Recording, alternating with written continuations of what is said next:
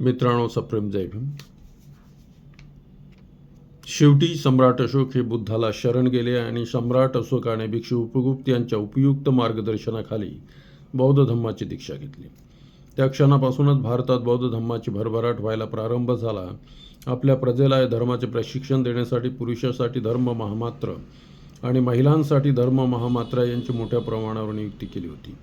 कलिंग युद्धाची विभीषिका विव्हळणाऱ्या सैनिकांच्या आर्तकिंकाळ्या, त्यांचे प्रदीर्घ विलाप, मूक आक्रंदन आणि सम्राट अशोकाच्या भावना संवेदना एवढे आहात झाले की शेवटी त्याला आपले शस्त्र खाली ठेवावे लागले, शरणागती पत्करावी लागली. बौद्ध धर्माच्या विकासासाठी सम्राट अशोकाने कलिंग देशाचे 3 भागात विभाजन केले: कलिंग, मध्य कलिंग आणि महाकलिंग. प्लीट या इतिहासकारानुसार कलिंग देशाला त्रिकलिंग असे सुद्धा म्हटले गेले.